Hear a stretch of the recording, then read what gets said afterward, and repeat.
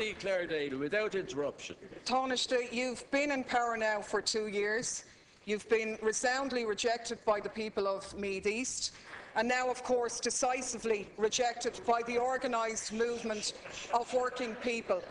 A union movement in many instances led from the ranks of your own members, who valiantly battled for you to try and convince workers of the merits of your attack on their wages and conditions. They failed utterly. An overwhelming majority of workers stood up to your threats. Threats, incidentally, enthusiastically championed and broadcast by your friends in the media. And yet, workers faced you down.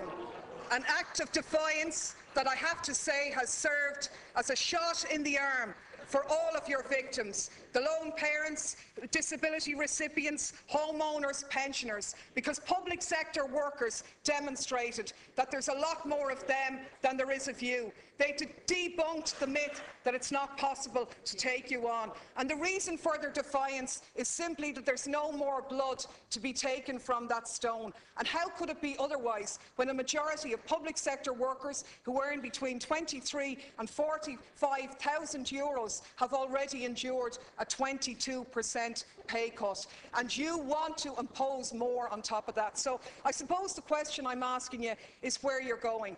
The labour and trade union movement was built on solidarity and sacrifice.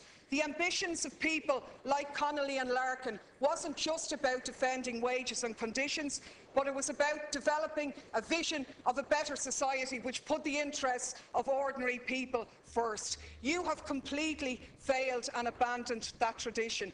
Over 100 years ago, in Minister Howland's Wexford constituency, future Labour TD Dick Corish led a strike in Pearse Foundries of 700 workers, a titanic strike for 6 months, which won union recognition, where workers were bludgeoned on the streets. People, Minister, what would these self-sacrificing heroes think of you? What would Dick Corish think of his county man, Brendan Howland, imposing pay cuts of 7% at the behest of international financiers?